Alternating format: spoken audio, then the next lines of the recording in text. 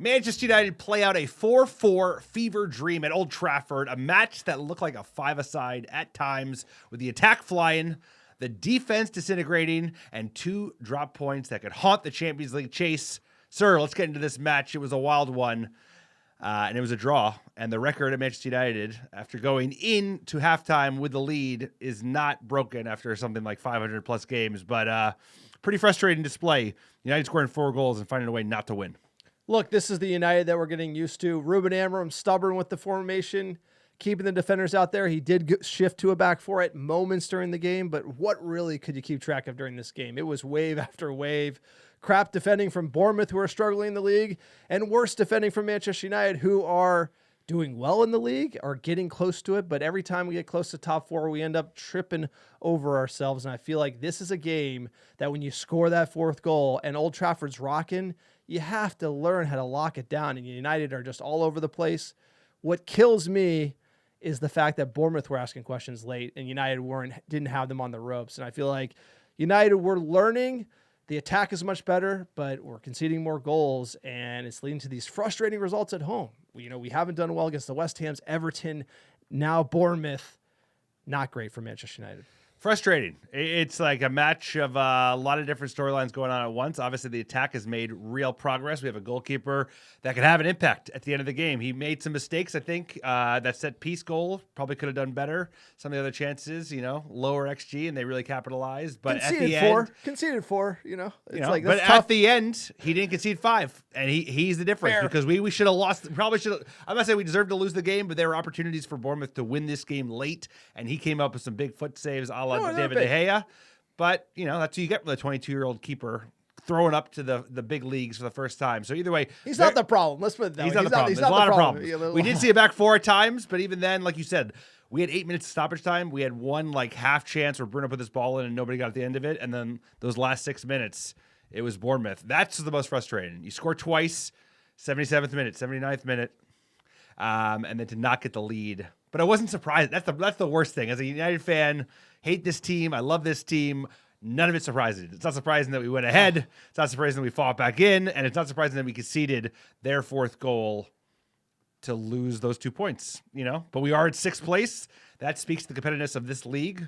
I can't believe you could draw this many games and be in 6th, but here we are. No, it's crazy. And the thing that you mentioned there about this team, it's like we played amazing in the first half and we only scored 1. I'm like, if we're going to play that well and only score 1, we're surely going to let Bournemouth back into it. And we did. And then we went up. I can't trust this team to protect the lead. And they let Bournemouth score. And I think that's the thing that's frustrating with United is we are seeing improvements. But at the same time, we just know that the defending and the midfield were so wide open. We're just letting teams and poor teams at that get back into matches. But, sir, let's get into this game proper. It was the barn burner. Manchester United 4, Bournemouth 4 at Old Trafford. It seems like we save these games for the theater of dreams. If you're a neutral, it was amazing. As a United supporter, maybe a little frustrating. Let's get into that starting 11. We had Lamens in net, Euro Heaven, Shaw back line. To be fair, we do have injuries in defense. Diallo, Casemiro, Fernandes, midfield 2. And then we had Delo, left wing back. And Mbeumo, Mount, Cunha up front, unchanged. What'd you make of this 11 from Ruben Amorim? No big changes, really. I mean, largely the same, other than Euro coming in for Maz. Maz got hooked for Morocco, and the other 2 lads, Diallo and Mbeumo, were available. So this is their last game before AFCON. I think it makes sense. You don't want to mess with things too bad. We beat Wolves. You expect it to largely be run back. We did run it back. And like you said, United came into the gates hot, first 25 minutes, all United all the time, but arguably we should have gotten more than that 1 goal in the 13th minute from Amad Diallo because we were really putting them under pressure. 8th minute, Mason Mount, great effort on net, well saved by the keeper. It was really nice link of play from him, Mbeumo, Amad, Cunha. Cunha thought I had a really good game. 13th minute, though, low XG chance that turned into a really high XG chance as it got popped to Amad Diallo right in front of the goal.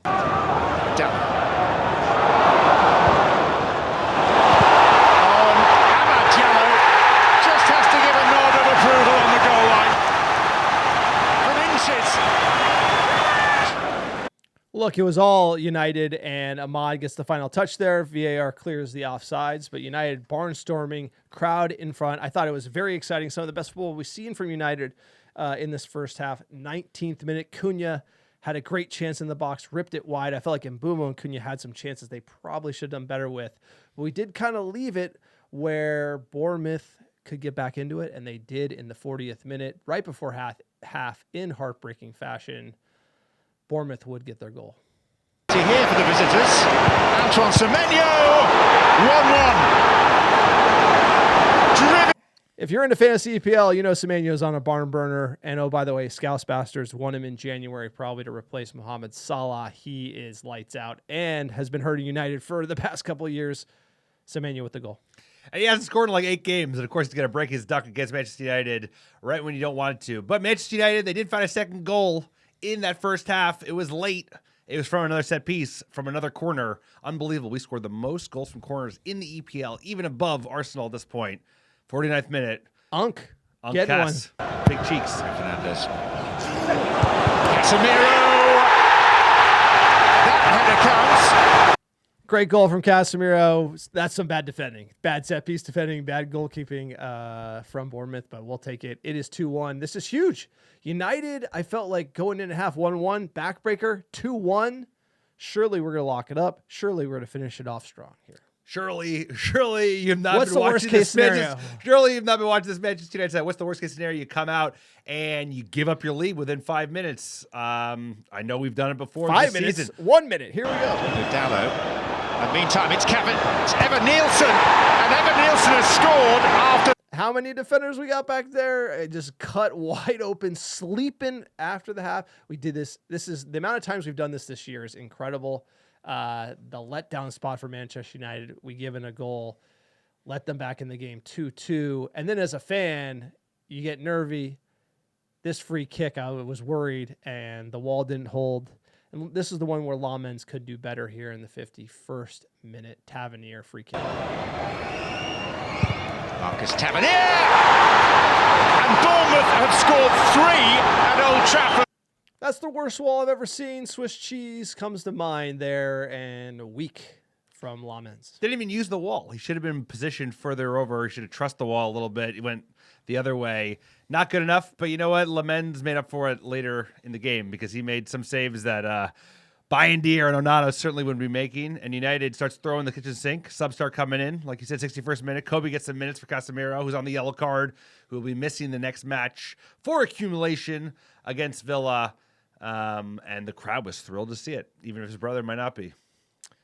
69th minute, Martinez and Sesko came back from injury, which is huge for Euro and Mount. I thought that was, a good change for the manager. We did look better at this point. I think that's when the tide sort of changed.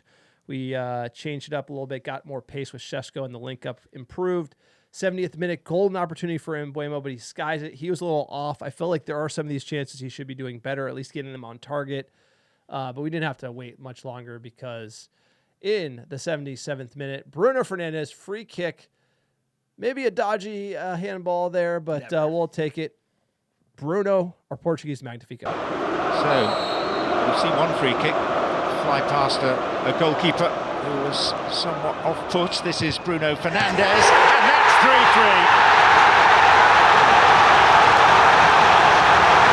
Bournemouth will feel they were hard done to with it.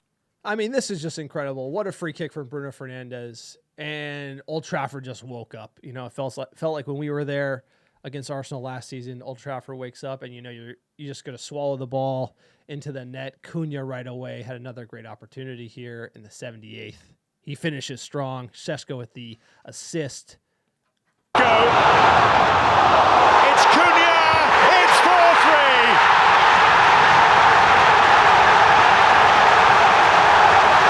Now, you wish the game was over right You there. can't be dancing like that.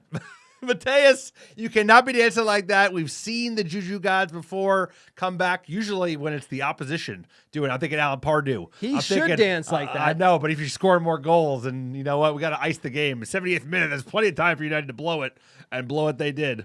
84th minute, sir. What happened next? I just want to watch the dance. I don't want to watch this 84th. Oh, and it's fallen for Krupi. Oh, 4 apiece. That's the second time that the cut through with an easy finish by Bournemouth, who, not doing well this year, then that's like something that United have to think about. 93rd minute, we would sub on Dogu, Xerxes for Shaw and Mbumo. Some were arguing Mbumo should come off earlier. 96, Lamens had a great foot save to keep it level. But that was all she wrote at the end of the day. 4-4. It is a draw. This is a tough one. We've had a lot of draws.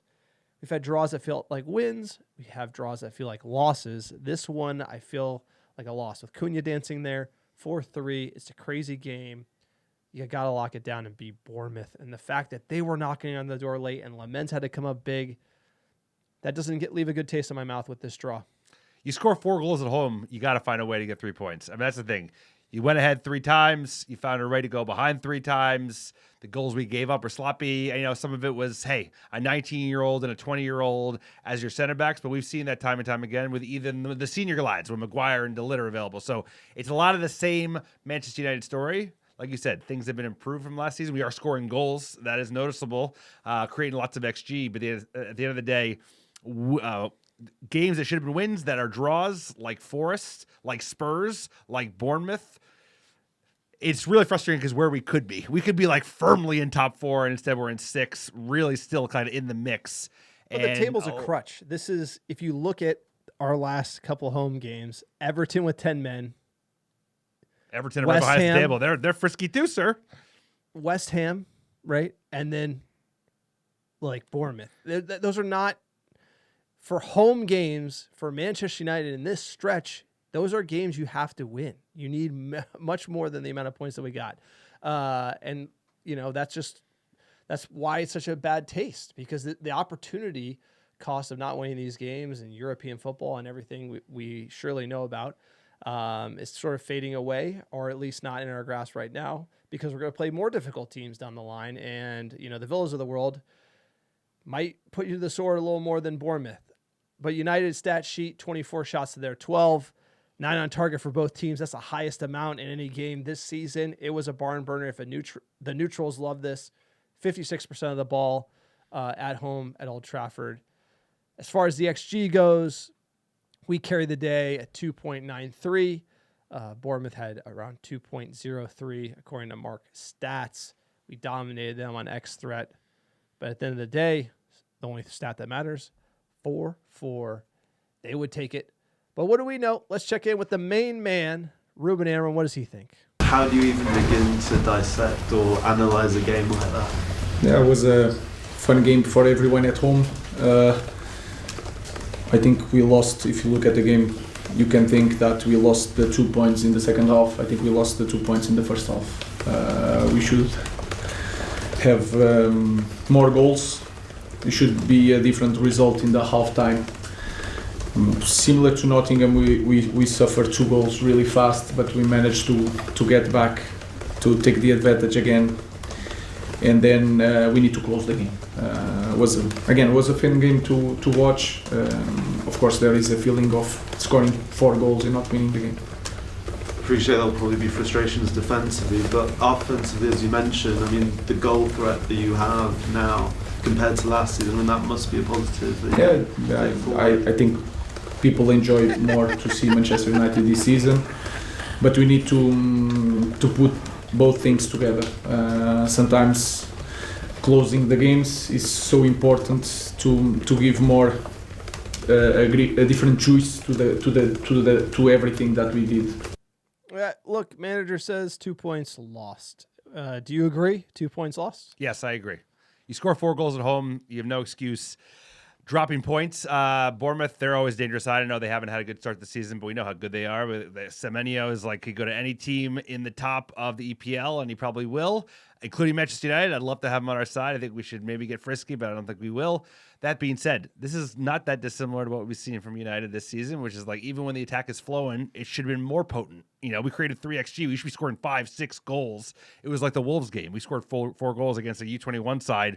We should have scored 8 or 9 goals. I mean, just like, we're still a little sloppy when we get our chances. And at the same time, we don't follow our runner. The same goals we could see time and time again. I feel like we conceded the same 3 goals other than the set piece. Time and time again, they split the center backs. Obviously the youngsters, but it's a lot of deja vu for Manchester United. Definitely feels like 2 points lost. I don't know how you feel.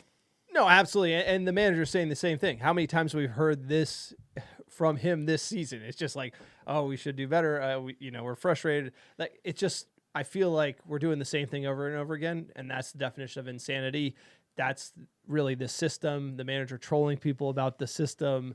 We're chasing a game with an extra defender on.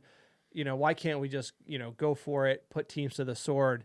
United, in recent games, I want to say maybe the last 7, we get a goal, and 1-goal lead, and this team sits off. I'm sure Amorim's not telling the players to do that, but after we went 4-3, we sit off. And it's just, that's something that is a habit that the players are doing, and it's bad because you need more than a 1-goal lead, as we've seen in all these games where we haven't come through and gotten the 3 points. And this is just a pattern that it's up to the manager to break, and he has to break that in training and in the messaging to the players, and we're not seeing that. Additionally, it's the consistency across the 90 minutes. Hey, you can have a crazy game, but as soon as Cunha gets that goal, you need to lock it down.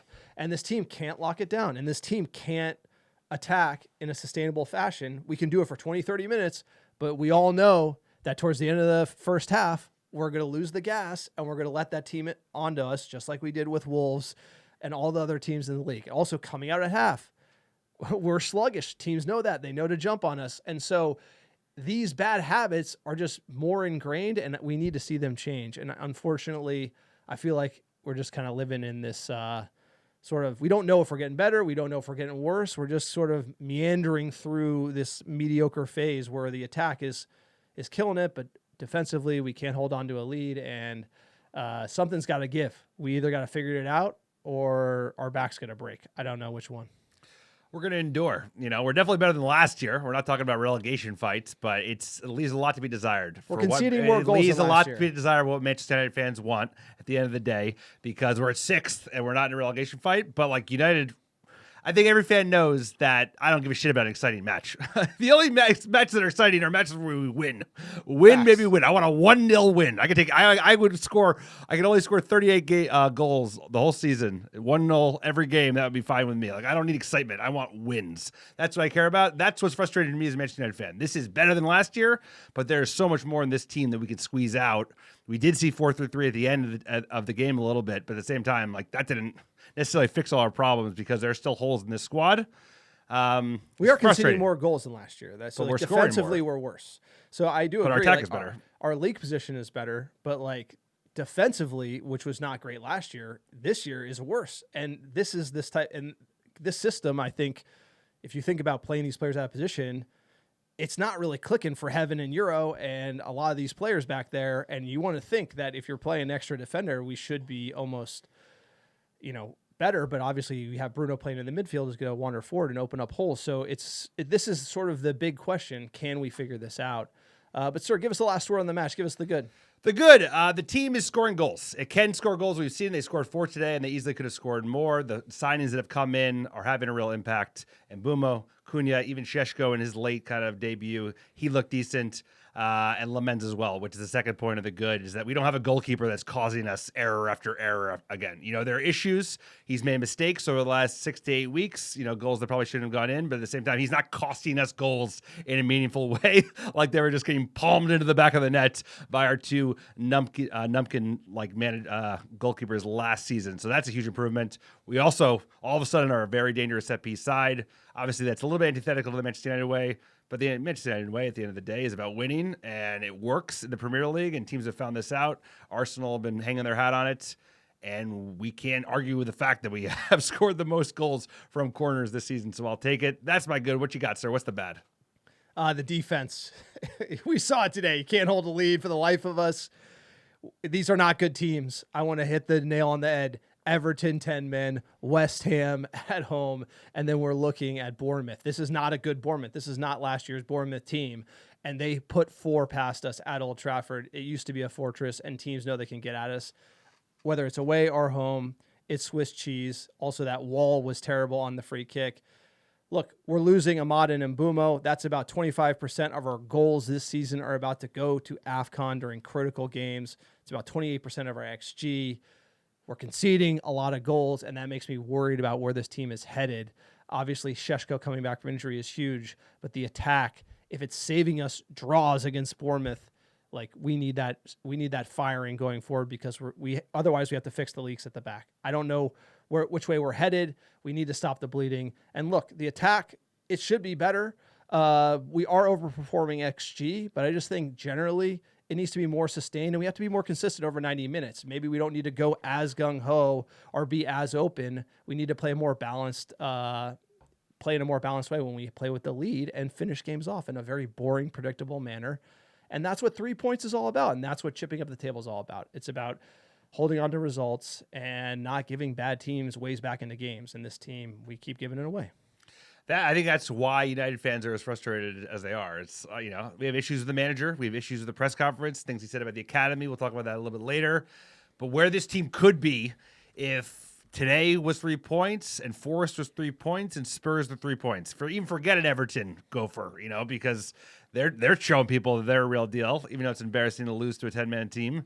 Where would we be? We'd be like 30 points. We'd be in the mix, a top 4 in the mix for the league with Arsenal 36. So that's what's the most frustrating thing is like this team is dangerous and that we're just leaving points on the table time and time again, week in, week out. And that's the most frustrating. Last season, we were just so far off it that we weren't even close. This season, it just feels like what could have been, obviously a lot of season left, but that's what's frustrating for me is like we should be more comfortably in Europe.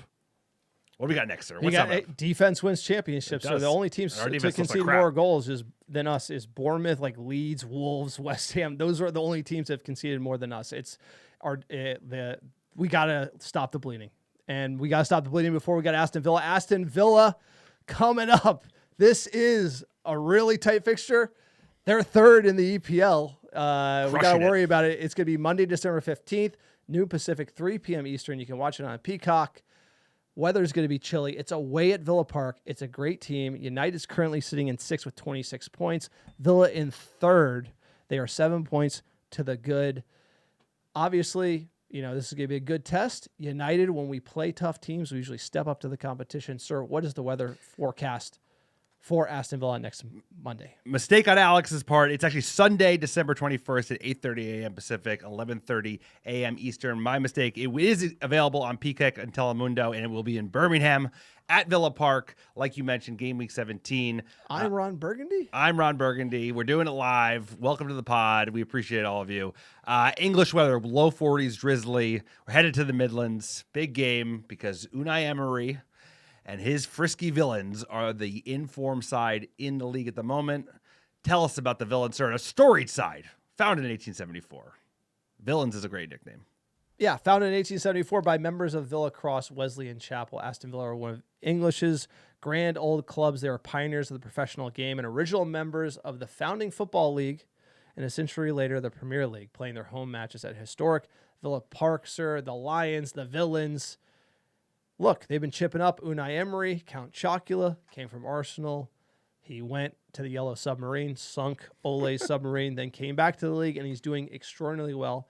54-year-old Basque coach, sir. Tell us about Unai Emery. Should they have maybe not fired him so soon, Arsenal? I think if you had kept the Basque manager, another Basque manager, they just tack it up. So they over-index unbelievably so, the Basque region in terms of managers. We faced one today. And we're facing another one on Sunday. I give him a shout.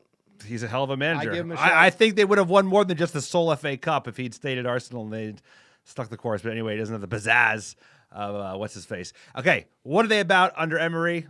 Controlled aggression, high defensive line, and quick vertical attacks once they break pressure. So what the usual shape is a 4-2-3-1. Love that system. Or a 4-4-2 with Watkins and a second forward or attacking midfielder, forming the front line, wide players tucking in to help the press, and then fullbacks providing the width. Out of possession, they defend in a compact 4-4-2, holding a high back line, and they try to funnel play wide before springing traps, which is worrisome because some of our best wide players are unavailable now, headed to AFCON.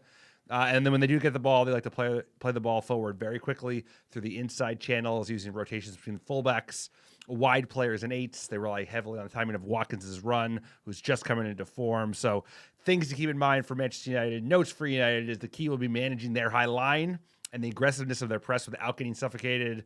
So we need midfielders and center backs who can play through the first wave, pick the right moments to get obviously behind them, and avoid sloppy turnovers, because that's what they thrive on. They like to turn the ball over high up the pitch, like we saw earlier in the season for Manchester United. We haven't seen quite as much because our aggressive hasn't been as aggressive. as it was when we first started the season. It actually wasn't bad at parts today against Bournemouth, but they're a dangerous team. I mean, the fact that our record recently, we'll get into their record in a second, has been unbelievable. Haven't lost in 6 and have 5 wins, but they are the informed side. Like I said, they've won 9 in a row. 9 straight, sir. 9 times. Lifetime versus Villa, we've won 107, drawn 42, lost 51. Like you said, last 6, we got them. So what are we worried about? maybe they're due, I think, is the problem. Let's go through their transfers this summer. What do you got? Quiet for a team Victor. that is astute. Yeah, Lindelof. Yeah, bums. Iceman, baby. Evan Guassan was like the big signing, the only really notable signing from Nice. The dual citizenship, Ivory Coast French winger, and then they picked up our leftovers. I forgot Lindelof was even on their team until I saw them beating someone of note. I think it was Arsenal. He was on the field, and then Jadon Sancho, hilariously, very glad, 25 years old. That was a great foist from Manchester United. But their player to watch is the informed Morgan Rogers. Usually we're focused on Ollie Watkins, but Morgan Rogers is on a heater. 23-year-old English attacking midfielder is on fire at the moment. 5 goals, 3 assists. Probably going to the World Cup. So he's the player to watch. Ollie Watkins is cold. Ollie Watkins has been scoring. I think he scored in the last game week. He's getting informed right from Manchester United, right where you want him, sir. They're not cold, I'll tell you that. They're finding a way. Unai Emery. Sancho's been such a bust, it doesn't even matter. The team is just churning on, bro. That's how you know things are going well. It's like, who? They don't even mind that Jadon Sancho's eating on the sidelines. Recent results from Villa: they beat Wolves 1-0. They beat Brighton 4-3. Arsenal they beat 2-1. The last kick of the game. They beat Basel 2-1. They are in Europe. They beat West Ham 3-2. They are not playing midweek, and then again they play us Sunday, December 21st. So they will be well rested, and they're going to be playing at home, which is going to be tight. If you look at their starting 11, Ollie Watkins, Tielemans, another player that we could have got for cheap, Onana, great midfielder, Lindelof, Matt Cash, one of the best names in the game, John McGinn. That's another player that United probably should have signed, just the workman. But yeah, they have a tough team, tough-nosed team. Unai Emery's, he coaches them tough. It's going to be a tough challenge for United. I'd like to see United, hey, maybe we've had some trouble with these Wolves / Bournemouth, and let's have a great performance against Aston Villa, or we're going to get curb stomped. I don't know. Manchester United, it's like a box of chocolates. You do not know what you're going to get with this club. I wish we could know. I think that means you're getting better if you know what you're going to get out of your club. No, we could beat anybody. We could lose to anybody. That's the thing about Manchester United these days. The player I want is the player that's in 24, Andre Onana, player we should have signed instead of Ugarte. He's been a bust. Andre Onana, just a beast, and he's been a killer in the EPL for everyone in their team. Kamara, they got cheap. Like you said, Tielemans was on a free. McGinn is just like a Fergie player through and through, if I've ever seen one. If they play Lindelof, you're saying we got a chance. And like you said, if it was normal occurrences, I would actually rate this United side quite a bit against a Villa side who's willing to press forward. But the fact that we're missing Casemiro and Mbeumo and Ahmad makes me a little nervous. They've got some injuries, sir. Mings is out. Barkley's is out. Emi Martinez, he's out. I think their backup keeper is better than Emi Martinez. And then Pau Torres, another player we know because we were attached to him for a while.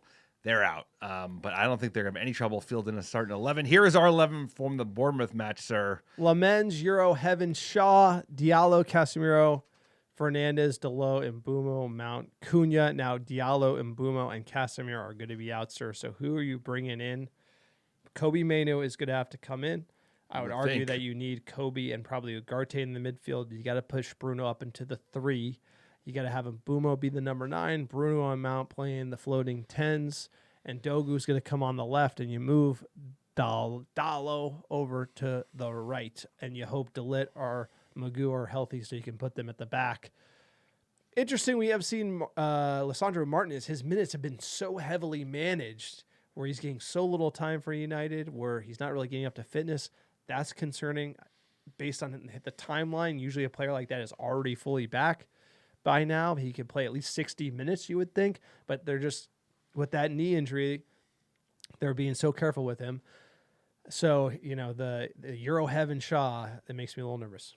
You want one of the senior statesmen to come back into Lit or Maguire. It just gives you more confidence because they're a big side, right? Onana, they have some big players that are going to be dangerous. I have to agree. Like, I hope he pushes Bruno up, right? Because obviously Mbeumo's gone, Diallo's gone, right? Delo's at the right wing back spot. You bring Dogo in. You play Ugarte with Kobe, and you play a front three of Mount, Cunha, and Bruno Fernandes, because I don't think Šeško's ready to start yet. I think you like his threat late. I thought he looked good late, but he's not ready to start at 11. He's also coming with the fitness. Odds maker, sir. They like Villa. They like Villa. They're the favorites, plus 110 at home, plus 260 for the draw, and plus 220 for United. I picked up another 3 points, picking up the draw. United fans think we're losing this game, though, sir. They're probably not wrong. They're following the odds makers. Yeah, the community says Villa will beat us 1.7 goals, star 1.3, 25% say win, 58% loss. I have been bumped out of the top spot in the prediction game. Bub 68 on 42 points.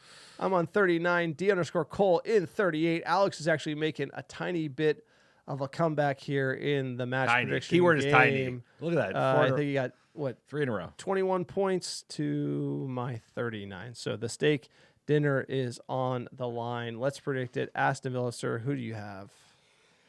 I think it's going to be 2-2. Another draw.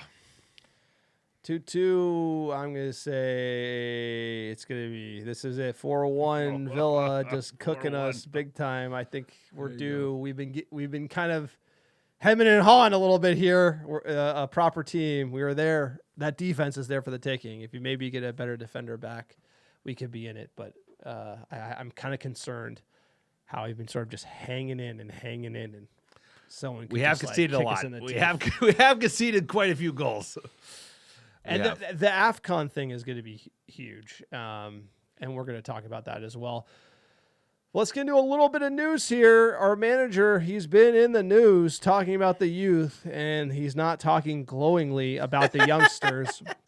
Instead, he's cooking the Manchester United Academy players and naming them and saying how they're not doing well, which is absolutely insane. Even when some are doing well. Ruben.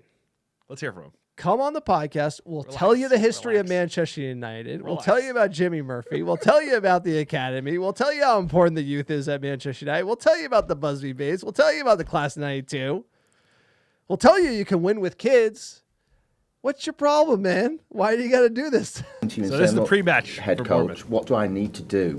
You know, what part of my game do I need to improve? You know, because it's like any other player. The door is open for any player to change my mind. But in the end, it's going to be the training, the games. Of course, he's not playing so many games, but Cobbs had opportunity, especially last year. Everyone had. Amas is now struggling in championship. Shido is not always a starter in under 21. All these guys played when a lot of people were saying, sack the manager. So you can see that I'm not worried. Okay. The troll in this one will not die. Yo. He is such a troll, bro. Yo. I know. What are you doing, dude? Yo, Are you trying to get shut fired? up, I know. dude. This is pre-match. Shut up. This is What? pre-match. Like- This is pre-match. It's pre-match. What are you, like, for him to That is be fucking doing this over a year in? Last year, worst Manchester United team ever. Fine. You're learning. Surely by now, you're learning. the club has a handler that's like telling you on to Cincinnati. We're going to try better. Don't take the bait. Don't give him anything. Just stop this. This is Madness. This is the worst commentary from a Manchester United manager since Jose Mourinho said we are not a serious European side. And he was trying to get fired. He was trying to get fired. And Mourinho All right. was right. Mourinho was right because he was trying to make the point like, hey, you're worried about Europe, but you guys, our history is not glorious in Europe, unfortunately. It's the one thing that like kills me that I want United to have Champions League trophies. I need like at least 8 or 9 to feel like we're a proper European team. 3 for our stature of club is not enough. Arsenal obviously have 0. You can laugh at them, but we don't want to be in. They're not a big club. But it does bother me the Scouse Bastards have won it more. That is a big They've problem. won it double. Of course, more. but the idea is that Amorim, like that's, you can debate the whole European. You cannot debate the youth at United, and you cannot debate that every manager, especially with young players, it's about building them up slowly over time. It's about protecting them because they're young and they're fragile, and you have to believe in them and show belief in them and let them make mistakes and back them and give them opportunities. And he has not done a good job in this regard. And then to name youth players individually and say they are struggling is the most insane thing I have ever heard out of any manager's mouth. These are assets for the club. We need, by the way, if Harry Amos doesn't work out at United, we got to sell him for money so we can use that to buy you the players that you need. And now you're telling everyone he sucks. It's insanity. This to me is like blasphemy as it relates to Manchester United. Like you look at the Titans who are on the Mount Rushmore, Jimmy Murphy, Sir Alex Ferguson, Matt Busby, Sir Bobby Charlton. It's like that goes against everything this club is about. And if you're going to be about this, then I don't think Manchester United is the club for you. This to me is more concerning than the shit football because like there's levels to this game. And the fact that he doesn't know when to shut his mouth, especially about something like this, is just not, this is no bueno from Manchester United's perspective. Why do you need to say this? It's like, I think people would argue, we made improvements on the pitch this season. We're in 6th. We're scoring more goals. Yeah, we're conceding more, but like things are better. It's passing the eye test. Every time he gets in front of the cameras, he says something that just piles pressure on players that don't need the pressure. And that speaks to his thin skinness. It's like he's still kicking over the fact that everybody wanted him fired last year. Many people have called for his firing this year, still actively. Harry Amos is 18 years old. He's at a really struggling side in Sheffield Wednesday who are not doing well. He got voted the player of the month in the championship. He tweeted this. So now what you have is this. You have a manager calling players out by name who are on loan, who are doing okay. Some of them, he's the player of the month. And then now he's tweeting at the manager. But he tweeted it. It's not good for the brand. It's not good for Manchester United. And this is the kind of thing that will get him fired. This will get him fired before S football because we've gotten used to that. At the end of the day, that got Jose fired. He was trying to get fired. He's playing his playbook. I don't think Ruben Amorim was trying to get fired. I just think he can't help himself. This is the most outlandish thing. Get this man therapy. Let him vent in a closed door session in a closed room environment. But he's not even under the gun right now. He came off a win. This is the pre-match. It was a pre. He's insane. He's like a crazy person. Like he cannot keep his mouth shut. The Amos thing is unexcusable because he's so young. The manager, so then he talks about Kobe. So then there's a few things he's talked about here. Kobe ain't no good. So he says Kobe's no good and he's had opportunities. Then before 2 weeks ago, he was a starter. And he is great. Now he's saying he's not great. He's like a lunatic. That's like, this is just games. This is all press conference games. It's all bullshit. And by the way, he was lying when he said Kobe was a starter and he's great. And now he's saying he's not good. He's also lying. And that's leading to him mismanaging. We talk about man management. Talk about how do you manage a roster or potential talent in this club. You're like the ambassador for Manchester United worldwide in our entire roster, especially players on loan. And now you got clapback tweets from Harry Amos, who's like a good kid who's 18. A kid from your comments, you're kicking Toby Coyer when you're down, coming off an injury. Who, by the way, coming off an injury, played well at the level, right in the midfield, and then now you're going at Kobe Mainoo, who we've seen play in a Europa League in a European final, and play amazing and play well in the FA Cup final and win it, and you're trying to tell us he isn't any good, and it's like that just. It's just insanity, and you're just raising the temperature. He's just pouring gasoline on the fire, where now we have our youth kids on loan tweeting at us, and then you got Kobe Mainoo's brother, half-brother, this is clown apparently, show shit, though. This is clown. Saying free Kobe Mainoo. Retarded. But the manager is mismanaging it. You don't say he's a starter and never start him. You don't then say he's bad 2 weeks later. My point is, if you didn't want Kobe, he should have been on loan. So something's going on, and this is where the front office can get involved, where if the manager doesn't rate Kobe, he should have been on loan because he should be getting minutes somewhere else and getting better. So whatever happens with Ruben Amorim, or you sell him. But regardless, having him at United and having this feud boil over, which we all know this is going on because why is this stunt all of a sudden happening now? Because it's January. And so this is what happens. Said they wouldn't let him go when you mismanage it and you get this shit, and this is not good for the locker room. How's the locker room today when Harry Moss is friends with all these guys and the manager's clowning him. Like, not great. So this isn't good for the team. And it just becomes that Mourinho, it's all about me vibe. And I just hate when managers do this. And I think this is probably, to date, the biggest mistake Ruben Amorim's made. No, I mean, his biggest mistakes are even beyond the pitch. The Europa League final and the this biggest is probably mistakes up are, there. yeah, I mean, that's inexcusable, but his comments calling out individual players, the Kobe Manu shirt is just clown stuff. It's like, this is on Manu. No, this is like Mbappe. We don't need this in Manchester United. It ain't good for nobody. It's because they told their, intermediaries that they're not going to let him go on loan in January. Basically, the Athletic broke the last few days. He's not going anywhere, which makes sense, by the way, because we're thin. You realize how thin our squad is? But to have his brother go up there and wear a shirt, it just makes the club look like PSG, and you don't want to look like PSG. Other than winning the Champions League, it's a clown club. You can't. This is bad. It's bad look for Manchester United. It's bad for the manager to be calling out players. It's just you're putting pressure on yourself. This was coming off a win. This is the pregame. It's like it made no sense. It's gonna bury him. He's gonna get buried. This is a shit show. He's gonna get buried. It's the last thing you need. You're pouring gasoline on the fire. You're asking for trouble. He's gonna get himself sacked. But what did Sir Alex do with distractions? And it's like he bury him. would never let this stuff stand because it's taken energy out of the team. And when you look at the players on the pitch and you look at versus Bournemouth and it's a shit show, and you say, how's it going off the pitch? And it's a shit show. Well, maybe the whole thing's a shit show, and that's kind of my concern right now, because this stuff and the pressers, someone's got to tell them to like calm down, because going at youth at Manchester United, that doesn't fit the bill. Speaking of the manager, he did mention this in the presser. I thought this was like another little morsel. Laurie Whitwell, Ruben Amorim looking at adapting formation to more of a 4-3-3. We did see a little bit of this against Bournemouth. He told players ahead of Wolves a change would come, and work has been done at Carrington in that shape. He thinks the African Cup of Nations is a good opportunity for us to try to play in a different way. What do you make of this? The rumors finally go into a 4-3-3. The stubborn man might change because of AFCON. Because of AFCON, and he's got to preview it. And he said this in advance of Bournemouth. And we did see it in Bournemouth. I couldn't even believe my eyes. I was like, oh, Mod's actually playing in a front three. This is not a three at the back. We still conceded goals. That being said,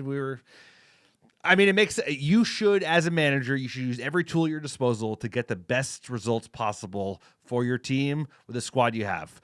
This formation works for some teams. It'll work actually for a City, for an Arsenal, for even a Villa. It might be just what the doctor ordered. It worked against Liverpool. It could have arguably worked against Arsenal. And it might work next weekend against Villa. But at the same time, it doesn't work against teams that are sitting in a low block that are just waiting for you to kind of break them down, like a Forest, like an Everton. And we've seen that. So he should have multiple tools in his toolbox and just be willing to switch. Because, by the way, the best managers like switch all the time during the games. I know he does a little bit of this, but about time. I mean, like, if he's going to do it, it's about time. But I think knowing Ruben Amorim, he'll do it and be like, they made me do it.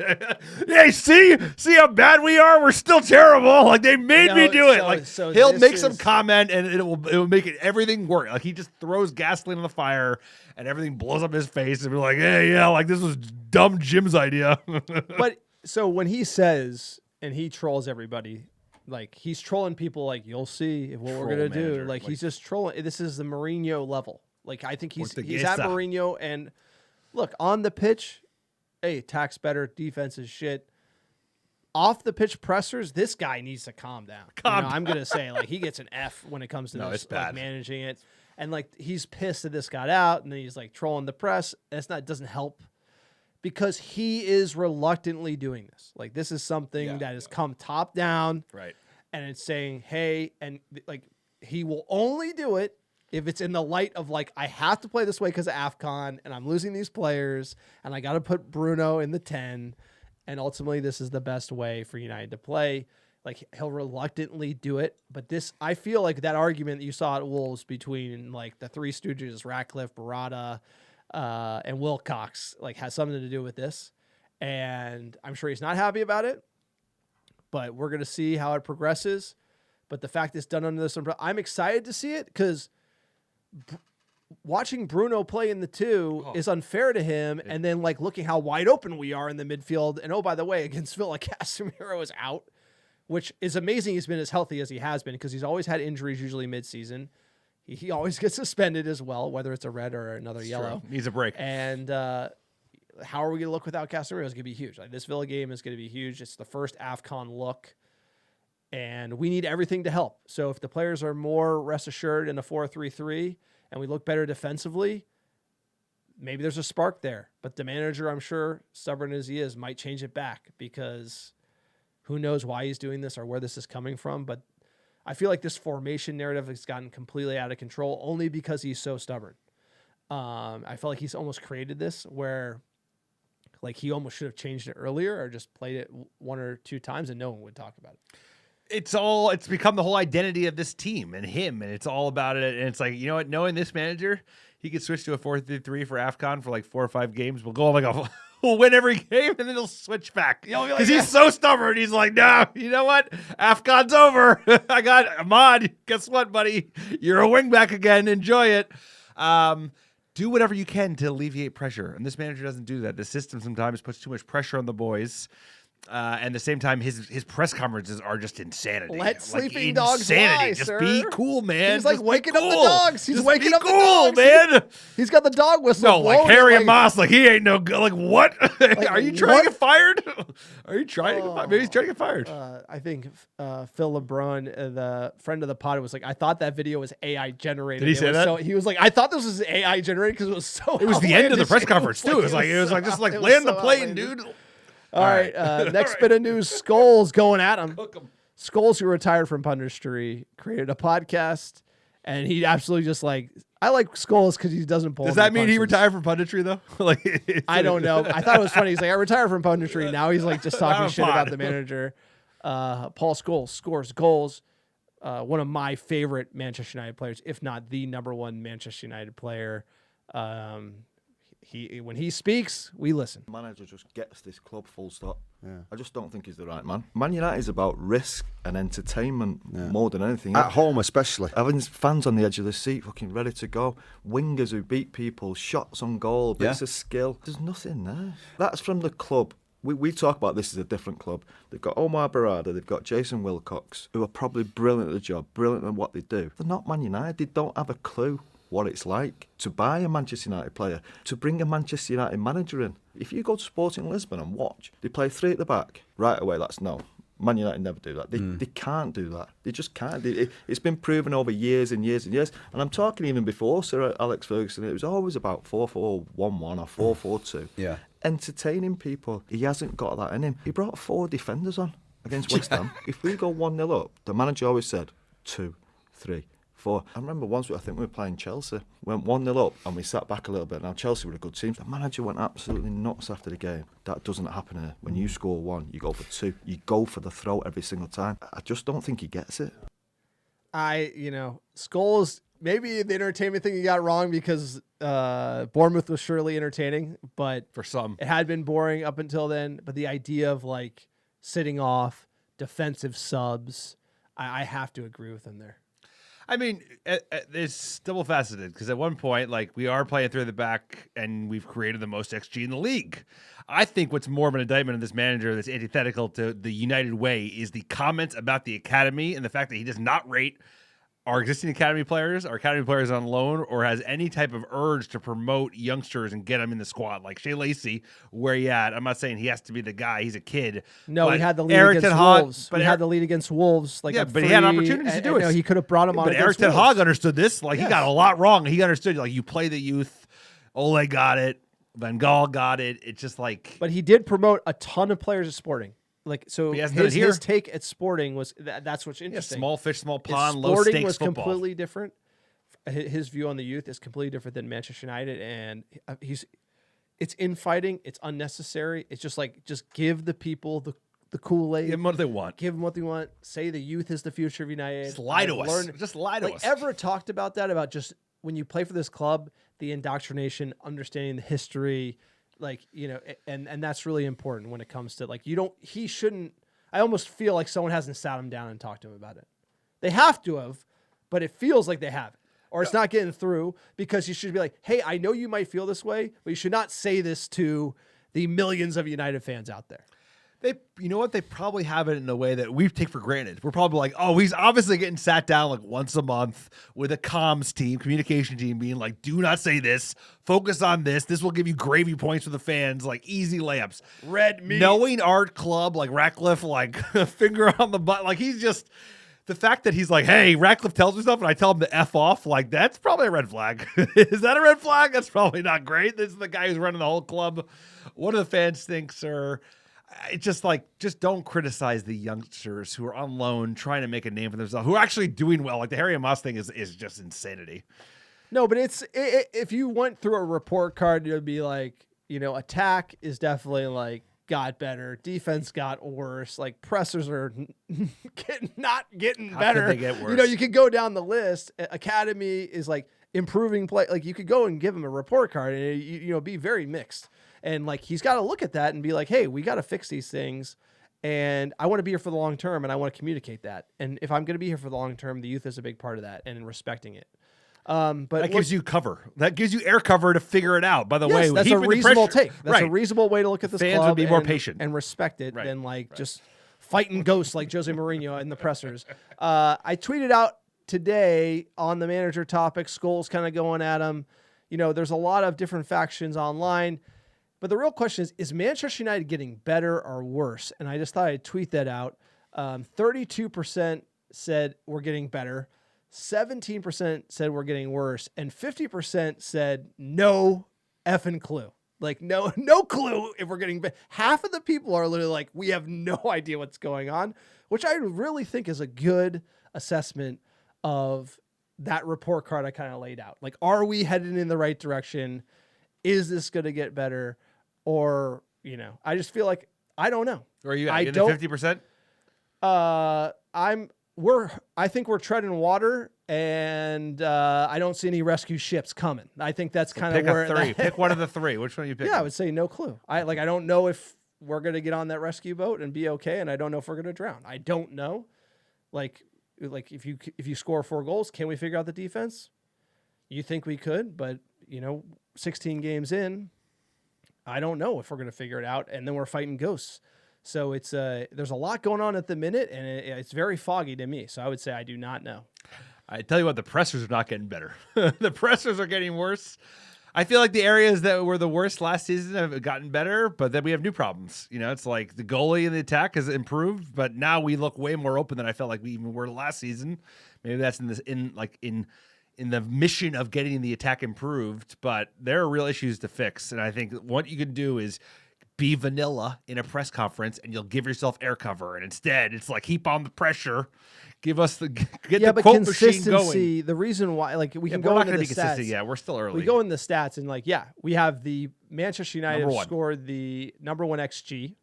But we sit 6th and we haven't played well against poor opposition. Like I said, our goals conceded are increasing. We've also outperformed XG. So when you're outperforming XG, you can't do that forever, right? So at the end of the day, like you would expect that to almost come back where we would actually score less goals. We've actually scored more than what we've generated, and XG don't lie. So with Manchester United's current form at 6th, and we're overperforming XG, and we consistently concede more, with that's not really getting fixed anytime soon. You can look at Tottenham, Nottingham Forest, go down the list of all the games where we just bled points. To me, consistency over 90 and defense is what is going to stabilize the heart attack patient on the table. Goals and conceding large groups of goals is just going to create more inconsistency, and that is going to yield just a mixed boat of results that I don't know if you can get out of 8th in that mid-table section. In order to be Champions League, you're going to have to stop conceding. And to that point, the stat on the conceding is Ruben Amorim's clean sheets is it's the 7th lowest of all time here for EPL managers. We've only had 6 clean sheets in 43 games, 43 Premier League games. Ruben Amorim, 14% rate, which is the worst. So you can see, hey, XG is high, and then obviously we're just conceding goals. I'll tell you what, they should have gotten a CDM in the summer. They probably should have gotten Balaba. They probably should have gotten somebody else, because you know what? The one thing is what the issues are. The issue is very clear. But this team is a mess, man. It's Jekyll and Hyde. It's like isn't there are the things that system are an better. issue? I don't think it's system. I think it's we don't have a default. We have a 33-year-old CDM that can play 60 minutes a game, and then we have this Uruguayan kid who's a complete duck. Well, no, okay. Not playing Kobe Manu is an issue. He's not a CDM, but he'll give you. How about not playing a third midfielder? That's an issue. I think Kobe Manu, Bruno, and Casemiro should be the three in the that would do middle better. of the park. Just extra body. Like, Have an extra body. Yeah, well, that's kind of what I'm talking system and squad, where the manager wants to only play with two in the middle, and then he doesn't want to play Kobe Manu, who, by the way, did it for England in a three at the back and looked extraordinarily good. So those are two things where United are struggling, and if you just don't rate a guy, then you're kind of putting yourself behind the eight ball a little bit. But you see the good, you see the bad, and I think that's why you have 50% smack dab in the middle, and you hope that we can fix this ultimately. But the goals, my concern is with AFCON, and 25% of our goals going away with Ahmad and Mbeumo. And by the way, the attack is finally starting to click. The Ahmad and Mbeumo on the right-hand side, Bruno really unleashing that, Cunha dropping in, finding them. I really feel like the attack is starting to gel. It takes about this much time, and then boom, they're gone for AFCON. So if we concede goals at the same rate, might be gasping for air. This is survival football now. AFCON is you have to just survive. You have to try to stay in the mix because your best players are leaving. Two of your top 5 best players, Ahmad and Mbeumo, are gone for a month. And that's a big issue for a team that, like you said, that's a third of our goals or a third of our XG. So survival. We got to survive.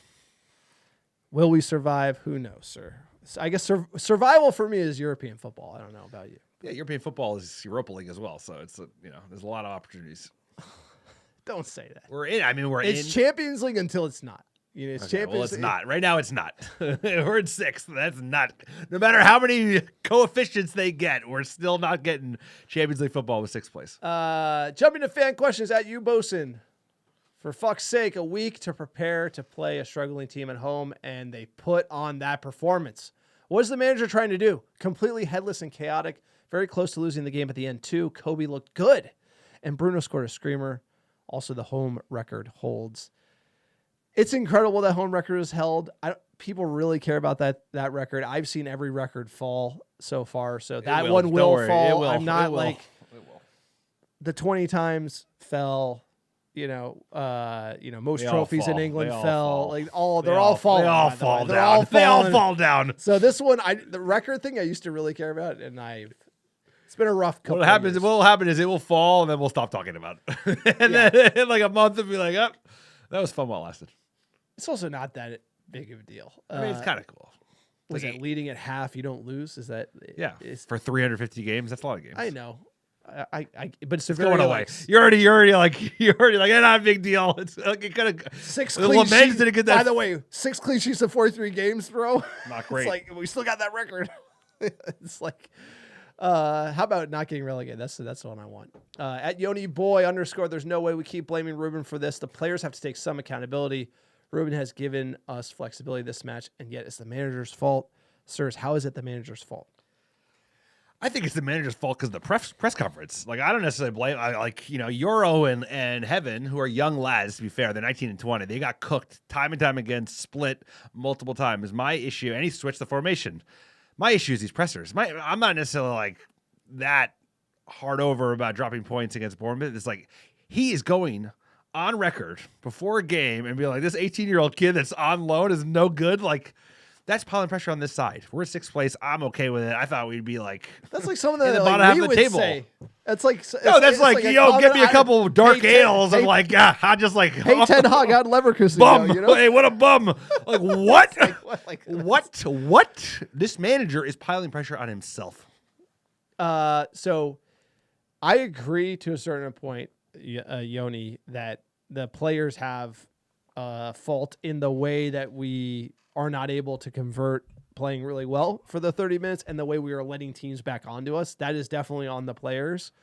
But the manager, how a team comes out at halftime, I think that's on the manager a little bit. He has that. He can coach the adjustment. We have not looked good. I think that's on him. I also think the fact that Kobe can't get a run is on him. I think the fact that we didn't take off a defender to put on an attacker against Everton 10-man is him. You talked about In the West final. Ham, the 5 defensive subs. I think that's on him. And then obviously the whole trolling in the press is not good either, because I think it just creates more pressure. Similar to Jose Mourinho, it usually doesn't. It doesn't get the best out of a team when you're like actively trolling players. He called out Euro, called out Dogu, calling out Kobe Mainu. You're infighting, and you're never gonna. It has to. The locker room has to be together, or you're not gonna be able to play your best. I feel like we got too much going on at United, too much drama. We need more vanilla ice cream. At Maybob. At Maybaugh 13, honestly, draw feels fair. This team just can't see out results. Really missing DeLitt and Maguire. The inexperience at center back is hurting us. I hope Mbeumo can regain some form in AFCON. I think he has, 5 goals? 5 or 6 for United? Top scorer. He's like a positive. Cunha was everywhere today, man of the match for me. Cunha did look good today. He did, sir. This team, we got to survive the AFCON absence. And Mbeumo, he was red hot. Should have had a goal or 2 today. Cunha is like a dog that's just waiting to run. So excited about that. What's Randy got for us? At Randy Scrandiella, fun to watch, but fuck me, it's another result we bottle when we have chances to move up the table. At home, again, if we had real killers in this side, we would have scored 8 today. For every positive, there's an equally annoying negative. Another frustrating long weekend. You said we would score 8. Randy said we would score 8. We're on the same I think page. You guys agree. Me and Randy are buddies. We go way back. At Ty Kircher, I'm very annoyed with this underperforming team that can't see out results, especially at home. Playing patty cake with top 4 all season is obnoxious. We're at the middle school dance, and we see a girl we like. Top 4. But we don't have the balls to go and get her. See ya Sunday. That's a great way to end it. And she would say yes. If we asked for the date or the dance, middle she'd say school, yes. I didn't have it. Didn't have the juice in middle school, sir. Took a few years. It often does. This team probably needs a few years.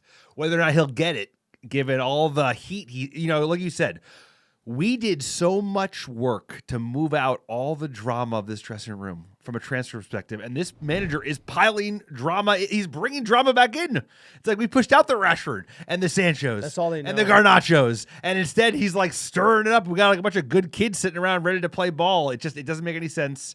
Calm things down, and honestly, it's like Ineos should be more involved. And be like, yo, dude, just do less. I think Ineos is do less. heavily involved. I honestly think less. I think Ineos is heavily involved to the point where they're talking to him about the formation.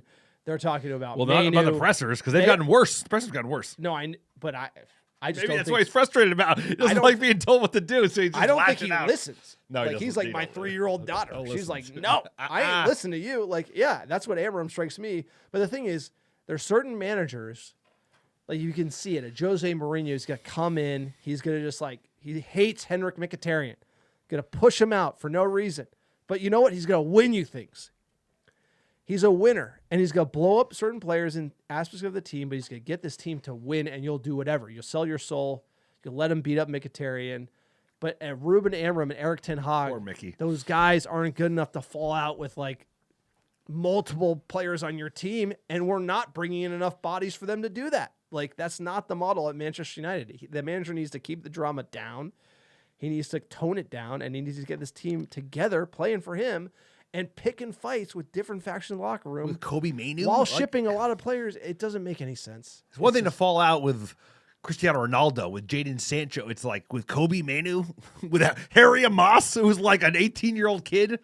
Anyway, so that's... Man management it's is part important. Of the game. And by the way, you want to keep Kobe Mainu happy, and then you ship him when he doesn't see it coming, like Sir Alex did to players. Like Ruben Van Nistelrooy didn't see it coming. Boom. Beckham didn't see it coming. Boom. You gotta be one step ahead of the players. You can't be fighting. When have them we in done the that? press. When have we sold somebody before their sell-by date? Never. Sir, that's it. That's the podcast. Like the American Red Devils, we got more for you. It's Villa at the weekend. Sir, give us our top 10 downloads the last 7 days. Number 1, how you doing?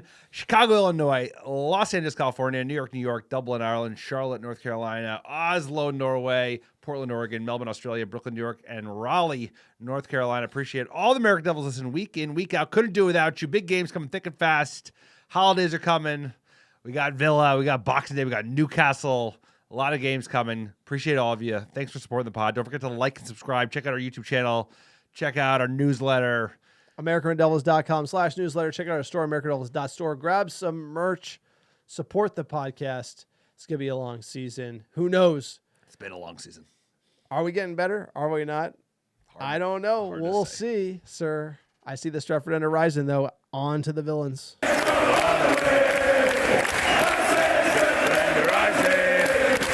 it is.